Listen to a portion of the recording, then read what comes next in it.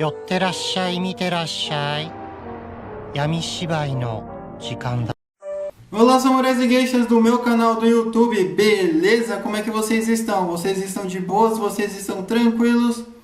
Então tá tudo bem. Primeiramente, recado rápido, recado básico. Segue lá no Insta, eu faço votação para ver qual vídeo vocês querem ver. E entre Butão e Vietnã, Vietnã ganhou. Segundo recado, curte a página do canal no Face, eu faço postagens diárias, curiosidades rápidas, coisas que não dá para ficar postando aqui no canal toda hora. Beleza? E por último, mas não menos importante, eu vou deixar vídeos relacionados a músicos como o Maestro de Macau, entre outros, né?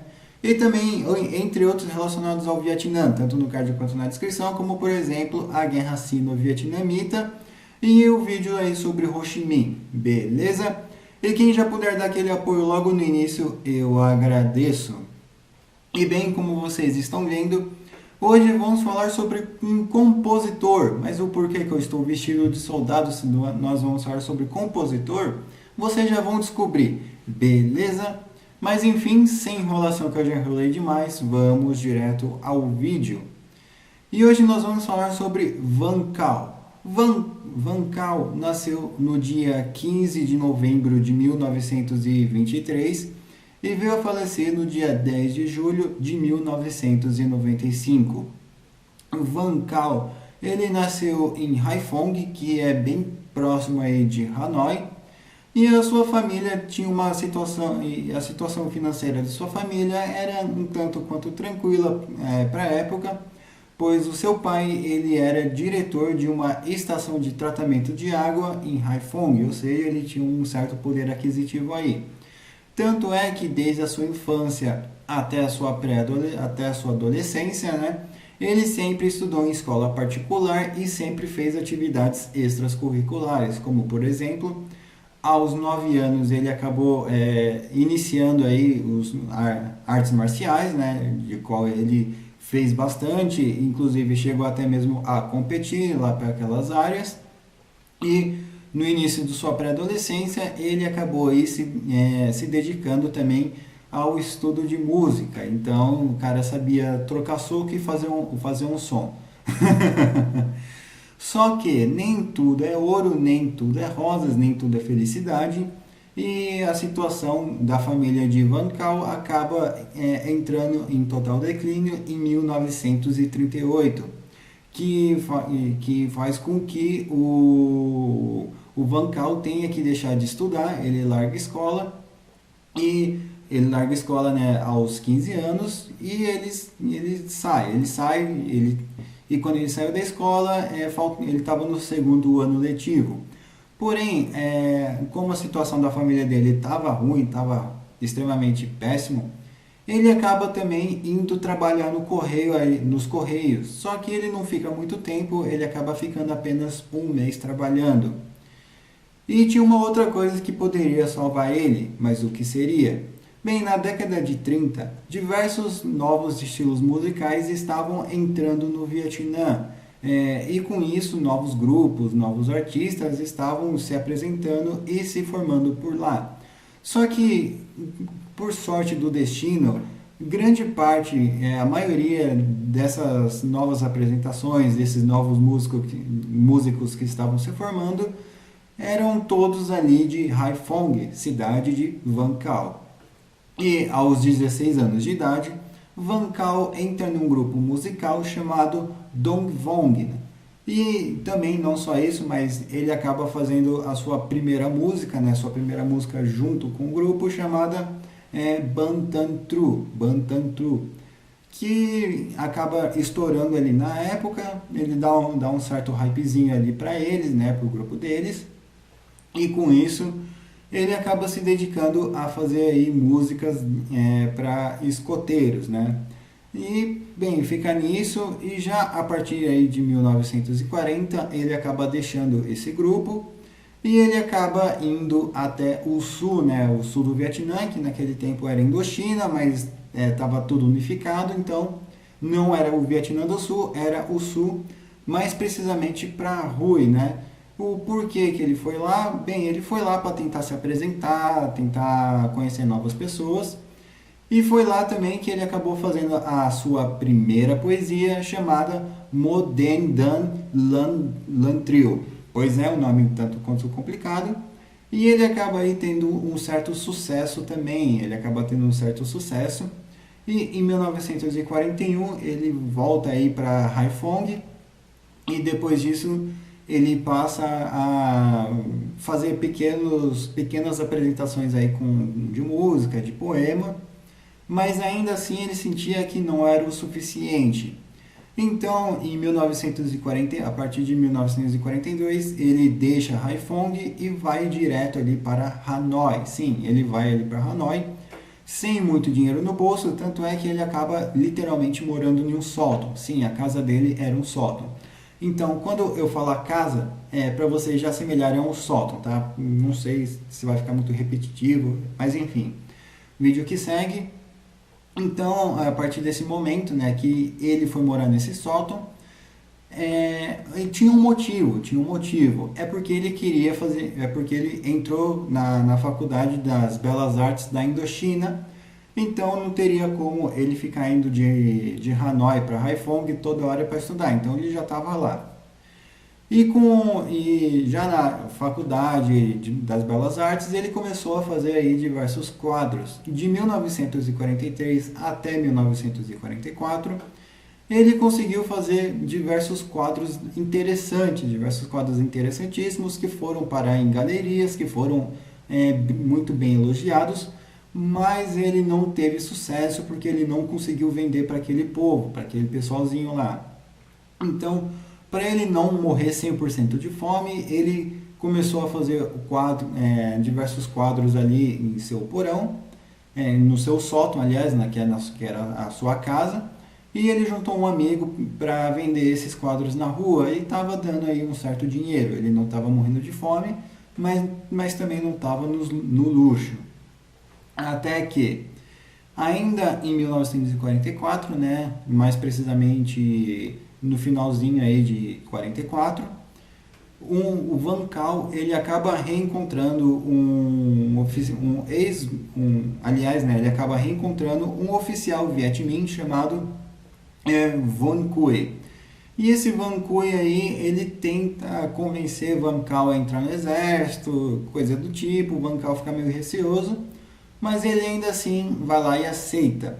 E a sua primeira tarefa que o Van Cue deu para o Van Kaal seria fazer uma marcha ali para o exército vietnamita. Afinal, naquele tempo, o Japão estava ocupando o Vietnã, e os japoneses ali estavam fazendo basicamente o que queriam, e os vietnamitas aí precisavam de uma motivação, precisavam de alguma coisa nova aí para dar um gás neles, né?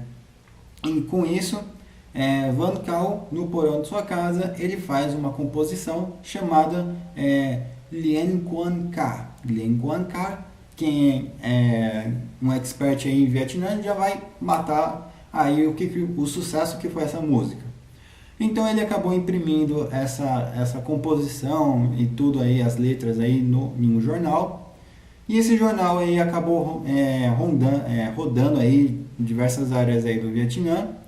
E até que no dia 13 de agosto de 1945, essa música aí foi parar na mão de ninguém mais, ninguém menos do que de Ho Chi Minh. Sim, Ho Chi Minh acabou lendo isso, acabou vendo como foi tocado, e ele não só aprovou a música,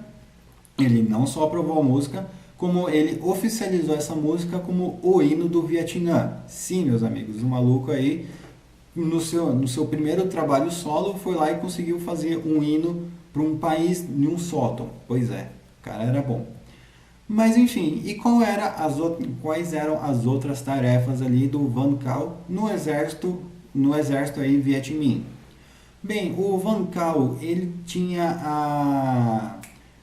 ficou ali né, com o dever, sim, ele ficou ali com o dever, com a missão, mais precisamente falando, que era de empacotar as pessoas que eram pró-Japão. Assim, empacotar, chegar lá, pô, zerou. E ele conseguiu fazer isso, tá? E os alvos dessas pessoas, né, eram pessoas pró-Japão, Mas isso significava o quê? Empresas pró-Japão, professores de japonês que poderiam ser considerados espiões, pessoas que caguetavam, olha, o exército foi para lá, para lá, para lá, enfim. Eram essas pessoas aí que Van Gaal foi obrigado aí a empacotar.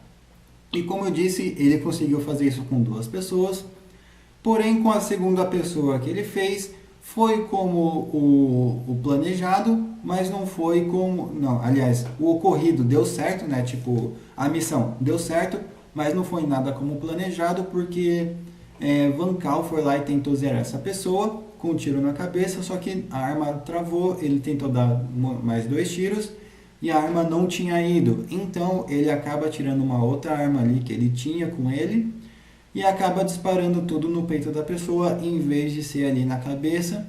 E o tempo, né, que ele demorou para fazer isso acabou gerando testemunhas e acabou gerando também algumas filmagens que pegou muito mal ali pro exército na época, exército vietnamita na época. Então ele ficou no exército até o finalzinho aí até o final da Revolução de Agosto, que para quem não sabe foi quando os vietnamitas e os japoneses resolveram sair no soco aí definitivo e os vietnamitas acabaram ganhando. Então depois disso aí o Ho Chi Minh, o Van Gaal, ele largou o exército, não queria mais voltar e foi trabalhar como repórter. Sim, meus amigos, ele largou tudo e foi ali para a reportagem.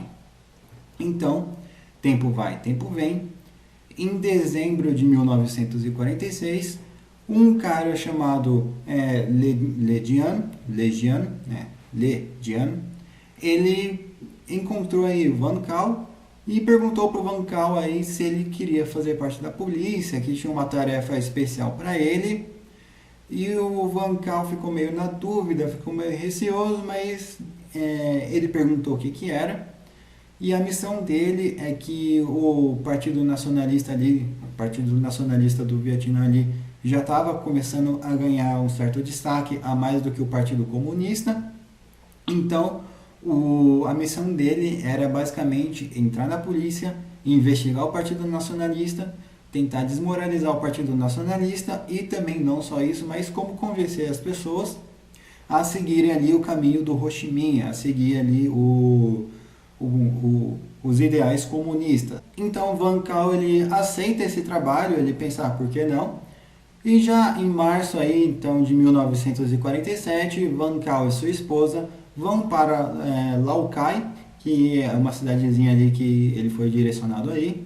Ele abre um café temático, um café musical e tal, as coisas do tipo, e ele acaba conhecendo ali diversos artistas, diversas pessoas importantes, e ele acaba ali levando a propaganda do Ho Chi Minh a sério, né? Então ele acaba levando fotos da guerra, fala que essas pessoas vão poder conhecer o Ho Chi Minh, fala que o Ho Chi Minh vai mudar o Vietnã, faz diversas propagandas ali, até que em agosto de 1947, ele retorna ali para onde ele estava, para Hanoi, e ele vai entrar em contato com Le Jian de novo, e dessa vez ele realmente entrega suas armas, ele entrega seu uniforme, e o Le Jian pergunta se ele quer continuar na polícia, se ele realmente quer isso, e o Van Gaal ele fala assim, não, tô fora, nunca mais quero saber disso,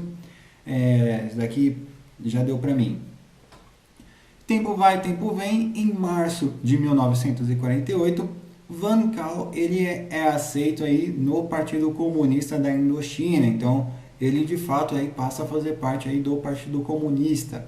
E o Ho Chi Minh ele encarrega Van Gaal, né, de ser tipo um ministro da propaganda, ministro da cultura, coisas do tipo, tá? Não é exatamente ministro a palavra, mas responsável pela propaganda, responsável pela cultura, principalmente pelas músicas, né? Fazer músicas para o partido. E Van Gaal, para ele tá tudo certo, ele basicamente vai estar na música, vai estar no partido, então para ele tá tudo bem. Mas a partir de 1954, Van Gaal ele dá uma certa afastada do Partido Comunista, né? Não que ele sai do Partido Comunista, mas que ele começa a fazer aí trabalhos mais autorais, tá? Ele começa a fazer trabalhos mais autorais. E ele começa a fazer músicas que começam a incomodar o Partido Comunista, porque nesse tempo o Vietnã basicamente já estava dividido entre o Vietnã do Norte e o Vietnã do Sul, e ele não estava vendo democracia, liberdade artística, liberdade de expressão, as coisas que ele tanto defendia, né? Sem aspas, ele realmente defendia essas coisas, até porque ele era músico, ele era artista. Então ele começou a fazer diversas músicas protestando contra a falta de liberdade, a falta de democracia, e pinturas e poemas.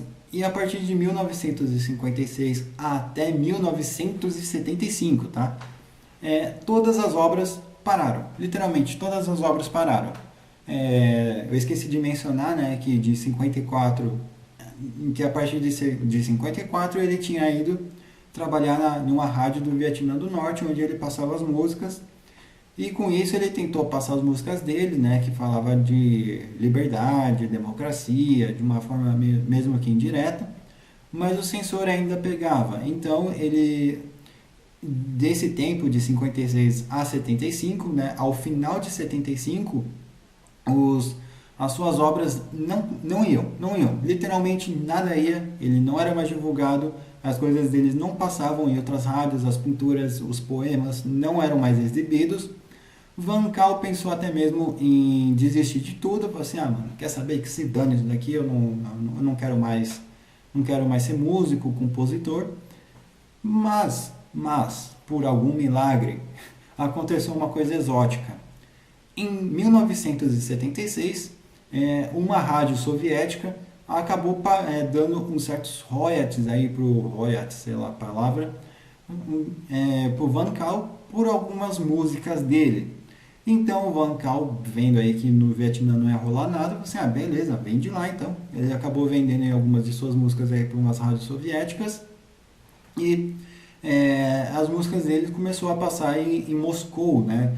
Principalmente aquelas ali que eram mais do partido, mas ainda assim tinham muitas músicas que a comunidade, só a comunidade vietnamita ali que estava na União Soviética realmente entendia. Então ele acabou tendo uma certa fama na Rússia, né, com os vietnamitas que estavam ali na União Soviética, mas também não passou muito disso. O seu filho ficou sabendo, né, que as músicas estavam tocando na União Soviética e queria tentar arrumar um modo legal aí de ganhar uns royalties, né, em cima das músicas, mas Van Kaal falou assim, mano, deixa quieto, eles estão passando minha música, se você encher o saco demais aí mesmo que eles vão cortar tudo. E a partir de 1977, 1978, algumas de suas músicas e algumas de suas obras, entre pinturas e poemas, começaram a passar a serem liberadas, né? A fiscalização já estava um pouco mais tranquila.